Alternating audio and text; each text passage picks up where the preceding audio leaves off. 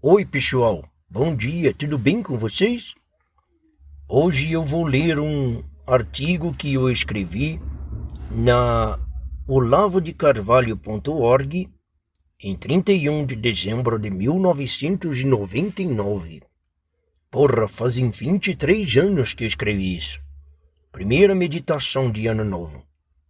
O artigo esse é um pouquinho mais longo, eu vou ler um pouquinho, provavelmente eu vou cansar, e eu vou falar pro menino aqui continuar a leitura, tá bom? Vamos então para a leitura. Por vezes, do fundo obscuro da alma humana, soterrada de paixões e terrores, nasce o impulso de libertar-se da sensa confusão dos tempos e erguer-se até um ponto onde seja possível enxergar, por cima do caos e das tormentas, dos prazeres e das dores, um pouco da harmonia cósmica, ou mesmo, para além dela, um fragmento de luz da secreta ordem transcendente, que talvez governa todas as coisas. É o impulso mais alto e mais nobre da alma humana.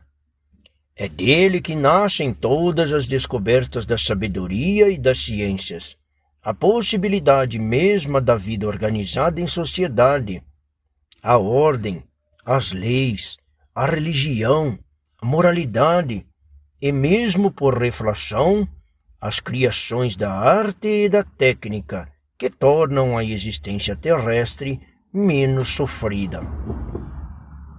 Nenhum outro desejo humano, por mais legítimo, pode disputar-lhe a primazia, pois é dele que todos adquirem a cota de nobreza que possam ter, residindo mesmo aí o critério último da diferença entre o humano e a controvérsia vã, a chave da distinção entre o bem e o mal. É bom o que nos leva à consciência da ordem e dos sentidos supremos. É mal o que dele nos afasta. Não tem outro significado do primeiro mandamento: amar a Deus sobre todas as coisas. Acontece que a esse impulso fundamental corresponde um outro, derivado, mas não menos forte, aquele que leva o homem que entreviu a ordem e o sentido a desejar repartir com os outros homens um pouco daquilo que viu. Não há certamente maior benefício que se possa fazer a um semelhante: mostrar-lhe o caminho do espírito e da liberdade, pelo qual ele se pode elevar a uma condição que, dizia o salmista, é apenas um pouco inferior às dos anjos. Tal é substancialmente a forma concreta do amor ao próximo, dar ao outro o melhor e o mais alto do que um homem obteve para si mesmo. Amamos o nosso próximo na medida em que elevamos à altura dos anjos. Fazemos-lhes o mal quando o rebaixamos à condição de bichinho, seja com maus tratos, seja com afagos. Nessas duas exigências está contida, dizia Cristo, toda a lei e os profetas. Para grande escândalo do relativismo pedante, que desejaria nos convencer da geral discórdia entre os valores culturalmente admitidos nas várias sociedades, a universalidade desse duplo pensamento é um dos dados mais evidentes da história mundial.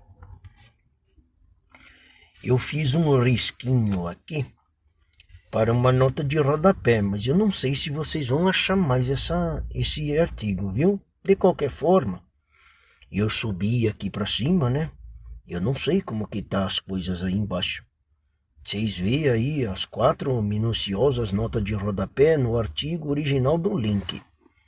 O link que está escrito aqui é http://www.olavodecarvalho.org.textos/Brasil.htm. Se vocês entrarem lá e não tiver mais lá, é porque esses putos aí devem ter já fudido com meus artigos, entendeu? Mas vocês dão uma olhadinha lá, tá bom? Se tiver lá, vocês lê. Se não tiver, não lê. Continuando aqui.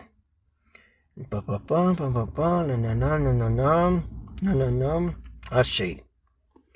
Não há com efeito civilização por mais remota ou bárbara que não tenha valorizado acima de todas as outras virtudes e motivações humanas o impulso para o conhecimento e o ensino da única coisa necessária, o prestígio universal do sacerdócio, no sentido amplo que Julien Benda dava à palavra clerque, que incluía a presente classe dos intelectuais, é o mais patente sinal de que, por trás de toda a confusão aparentemente das línguas, a humanidade unânime tem plena consciência de uma hierarquia de valores que, se fosse questionada, suprimiria o ato da possibilidade mesma do questionamento, já que não se pode questionar um saber, exceto em vista de um saber mais alto.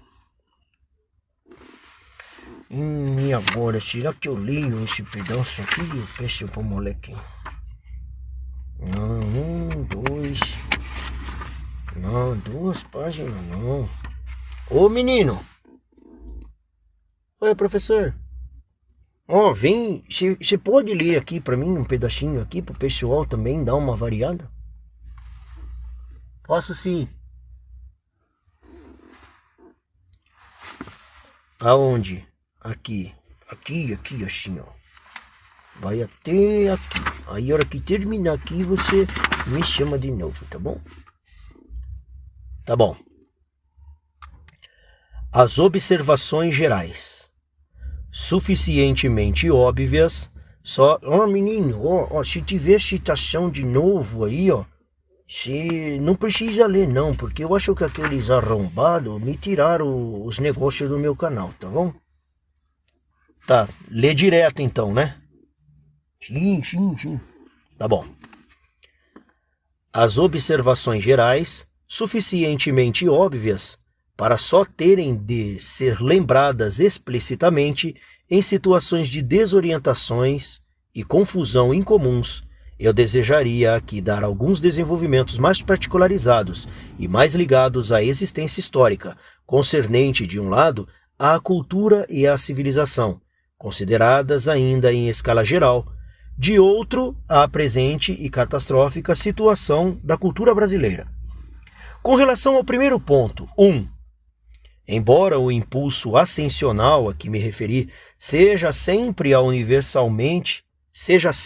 e universalmente o mesmo, o movimento de doação e repartição que se lhe segue tem de tomar, por força, a forma dos canais de comunicação existentes numa sociedade historicamente dada, língua, símbolos, valores, etc. Daí que se possa sempre observar, no estudo das manifestações superiores da espiritualidade, esse duplo direcionamento, que de um lado atesta a convergência dos caminhos percorridos pelos homens espirituais de todo o mundo. Tudo que sobe converge, dizia Teilhard de Chardin. De outro, a pluralidade inesgotável das formas assumidas pelos testemunhos incorporados ao legado cultural, textos, obras de arte, leis, etc. Bom, tem uma citação aqui, mas o professor disse que ele já disse, né? Já falou. Segundo, todo fenômeno de ascensão interior, sem exceção, começa sempre com um indivíduo isolado, e que no curso da sua caminhada é levado a isolar-se ainda mais na comunidade, em busca da necessária condição de concentração espiritual. E se completa com a irradiação de parte dos conhecimentos obtidos, de início numa discreta roda de companheiros ou discípulos investidos da mesma disposição para o isolamento e concentração, em seguida em círculos cada vez maiores, até abranger comunidades, sociedades e civilizações inteiras. Terceiro, no processo de irradiação intervém a memória e o registro, de início transmitidos oralmente e sustentados pela presença e pelo exemplo do mestre. Os ensinamentos não tardam a registrar-se, não raro sob a forma compacta de sentenças lacônicas e de narrativas alusivas e simbólicas, ou grafismos ou melodias, que constituirão o núcleo irradiante em torno do qual se formará, com o tempo, a cultura. Esta pode abranger desde as simples repetições imitativas das formas originárias até uma infinidade de desenvolvimentos intelectualmente relevantes. Qualquer que seja o caso, é uma fatalidade da constituição humana que a reprodução das condições internas e psicológicas dos aprendizados, que depende exclusivamente da livre iniciativa dos futuros aprendizes e só pode ser estimulada, mas não determinada pela cultura, não acompanhe jamais a velocidade da proliferação das criações culturais que refletem o núcleo inspirador inicial, de maneira cada vez mais distantes, apagadas, indiretas e, finalmente, invertidas. O que começou como uma intuição direta da ordem suprema termina como debate entre ignorantes e cegos, esmagados sobre toneladas de registros materiais, tornados incompreensíveis. Quarto, esses três momentos refletem, no microcosmo da história humana, os três gunas, ou movimentos básicos dos cosmos, de que fala a doutrina hindu. Sattva, ou movimento ascensional, Rajas, ou movimento expansivo, e Tamas, ou movimento descendente, degradante e entrópico. Rajas nasce de Sattva, assim como o segundo mandamento decorre do primeiro. O terceiro momento nasce do segundo, quando se torna autônomo e perde sua raiz no primeiro, quando o amor do ser humano ao ser humano já não visa a elevá-lo acima de si mesmo, mas se limita a desejá-lo e agradá-lo. O amor se degrada em lisonja, a lisonja em manipulação e a manipulação em ódio. No fim, já não é possível distinguir uma coisa da outra, e o ponto mais fundo do engano se atinge quando o grosseiro e o brutal, a revolta e o fanatismo passam a ser aceitos socialmente como manifestações do autêntico, quando são apenas o resultado de uma longa sedimentação de erros, em um condensado de todas as idolatrias passadas.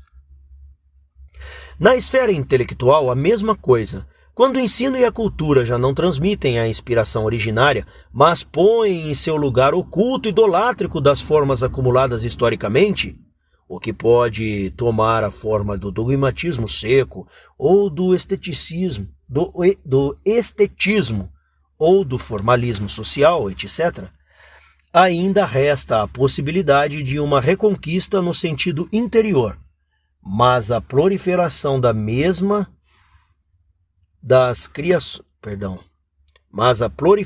mesma das criações culturais, ilusoriamente tomada como riqueza, torna isso cada vez mais difícil. E, por fim, a acumulação de pontos cegos se condensa num aglomerado de erros fundamentais, uma revelação satânica, que justamente por seu caráter compacto, obscuro, brutal e impressionante, é tomado ilusoriamente como uma descoberta libertadora. Que um filósofo tenha chegado a explicar a história pela organização econômica, como se a organização econômica surgisse do nada, como se pudesse brotar diretamente do substrato animal do homem, como se não fosse reflexo e subproduto da elevação do homem em direção à percepção da ordem cósmica. Eis um curioso e trágico exemplo dessa inversão, onde a densidade mesma das trevas é tomada como uma espécie de fulgor. Quinto, um dos traços marcantes do período entrópico é que a própria administração de uma vasta e crescente coleção de registros culturais requer a formação de uma classe de letrados para a qual esse legado, considerado em si mesmo e independente de qualquer referência às suas fontes inspiracionais, se torna objeto de estudo e devoção.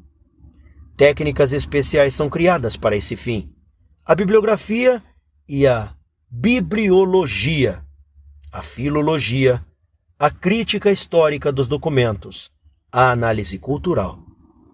E essas técnicas, por sua vez, se acumulam até o ponto de constituir um universo cultural de direito próprio. Algumas delas podem visar a simples conservação ou reconstituição dos documentos, outras a sua interpretação, em função das épocas e ideologias, outras a elucidar sua estrutura interna, etc.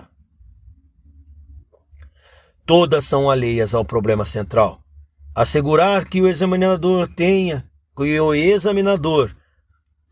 a condição interior de elevar-se à experiência originária da qual o documento é registro. A condição é dada por pressuposta ou deixada à casualidade do maior ou menor talento pessoal. Está completamente fora do processo investigativo e educativo, que assim tem o seu foco inteiramente voltado, seja para os registros em si, seja para as circunstâncias, para o que lhes está em torno.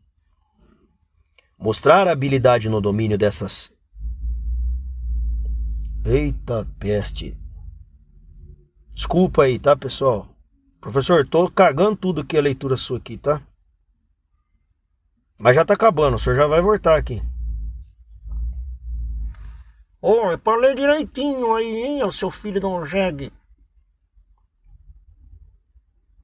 Mostrar habilidade no domínio dessas torna-se o critério essencial de seleção e avaliação da vida intelectual, e o decorrente desvio das discussões para uma infinidade de aspectos menores e irrelevantes produz a criação de novas técnicas, tornando a vida intelectual uma insensata demonstração de força, no fim, produzindo, por inevitável reação, o surgimento das técnicas para destruir as técnicas e para provar absoluta inocuidade dos documentos.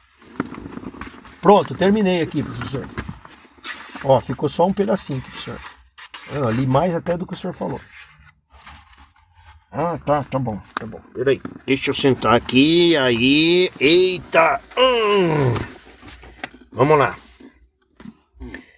Com relação ao segundo ponto, isto é, a situação atual da cultura brasileira, o que é preciso enfatizar é o seguinte.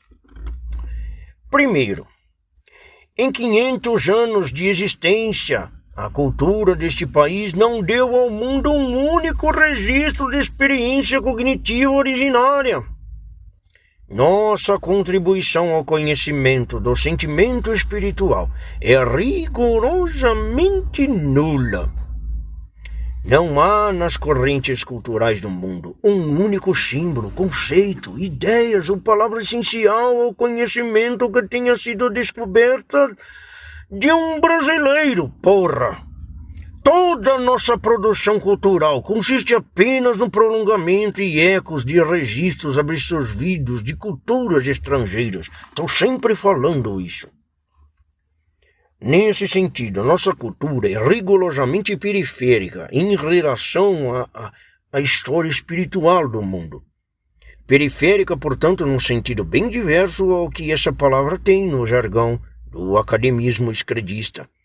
Aquele Celso Furtado, aquele porra do Fernando Henrique Cardoso, etc. Onde centro e periferia são economicamente determinados, e daí decorre uma teoria grotesca que identifica o centro espiritual do mundo ao centro do poder econômico. Teoria ela mesma periférica, no sentido que dou ao termo. Segundo, como entramos no curso da história num momento em que as culturas que nos serviam de fontes já se encontravam elas próprias num estado avançado de decomposição entrópica, perdendo cada vez mais de vista as instituições originárias e enrijecendo-se num formalismo do qual agora tentam desesperadamente sair mediante a decomposição geral das formas.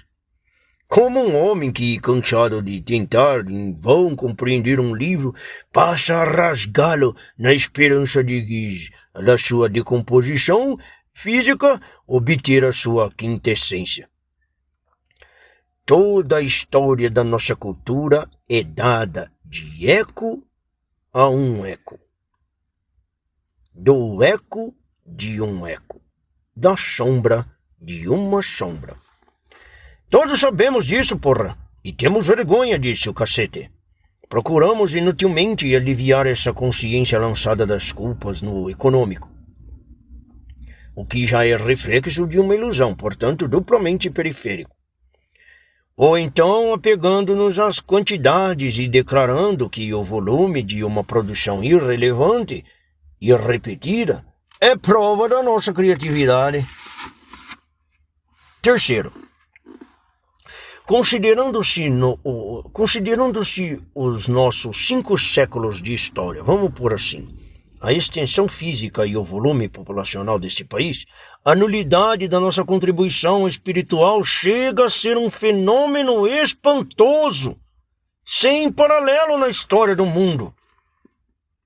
O desinteresse, a letargia espiritual da cultura brasileira e a prisão da inteligência nacional na esfera do econômico imediato são sinais de uma pequenez de alma que jamais se observou em tão impressionante escala coletiva. Se existissem verdadeiros estudiosos acadêmicos entre nós, esse tema seria motivo de preocupação e debates. Mas toda nossa vida acadêmica é ela própria reflexo desse fenômeno, que escapa, portanto, ao seu horizonte de visão. Nossas classes letradas não têm força sequer para tomar consciência da sua própria miséria espiritual, caralho! Nem mesmo no domínio... Nem mesmo no domínio religioso, que é aquele onde busca espiritual, tem o suporte mais fácil e natural.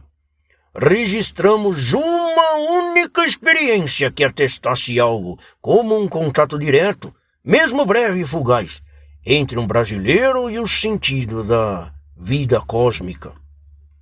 Toda nossa religiosidade é periférica e imitativa, porra!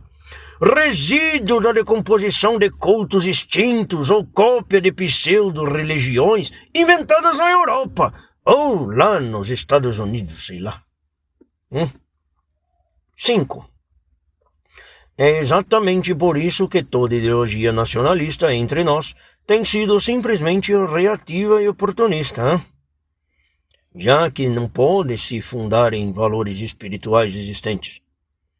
A pressa com que nosso povo copia hábitos e modos de falar estrangeiros, dando mesmo a seus filhos nomes ingleses e franceses, mostra profunda indiferença popular para com a cultura, que nada tem a lhe dizer sobre o sentido da vida, e que, no máximo, lhe fornece na música popular, no futebol, no carnaval, nessas porra aí, os meios e a ocasião de se anestesiar, através de ruído sem sentido, contra o sentido da vida. Nosso nacionalismo, por isso, não pode se compor de verdadeiro amor à pátria, exceto em estreitos círculos. Por exemplo, nas Forças Armadas, ou em antigas famílias de altos servidores públicos, que têm sua história comunitária ligada às lutas pela formação política do Brasil, e por isso amam a sua criação.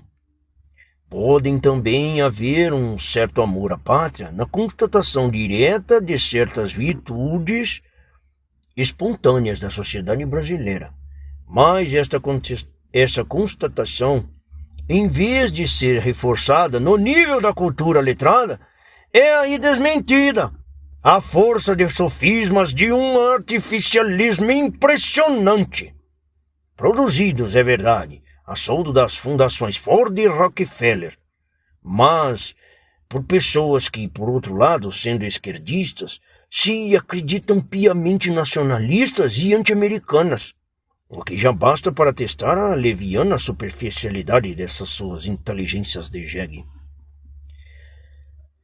Fora disso, o nacionalismo no Brasil se constitui apenas de ressentimento anti-americano, motivado antes pelas desculpas recalcadas da classe letrada do que por queixas objetivas, embora essas existam, e não tem nenhum fundamento cultural autêntico, não. Sexto, toda a inspiração nacional de tornar-se a grande potência com base cultural tão nula está condenada de antemão, seja ao fracasso, seja a um sucesso que se tornará, caso alcançado, um flagelo para a humanidade, obrigada a curvar-se ante a força bruta dos novos bárbaros, que nem sequer tem um senso próprio, porra. Não tem senso de orientação na história, onde interferem cegamente. E o último, 7. Todo patriotismo aqui é investido num país imaginário, porra! Meramente possível, apenas toscamente pronunciado pelas virtudes populares espontâneas que mencionei, as quais, aliás, se dissolvem velozmente sob o impacto do discurso destrutivo que é hoje ersatz de moralidade entre nossas classes letradas. Quem deseje contribuir para que esse país se torne realidade só tem um caminho a seguir: lutar para que a cultura brasileira se ligue às fontes centrais e permanentes do conhecimento espiritual, para que a experiência da visão espiritual ingresse no nosso horizonte de aspirações humanas e, uma vez obtida, faça explodir com as forças das intuições originárias todo um mundo de formas imitativas e periféricas, gerando uma nova vida. O resto é pura agitação, sem finalidade. Fim da leitura, pessoal. Obrigado de todos vocês aí, um beijão e até a próxima.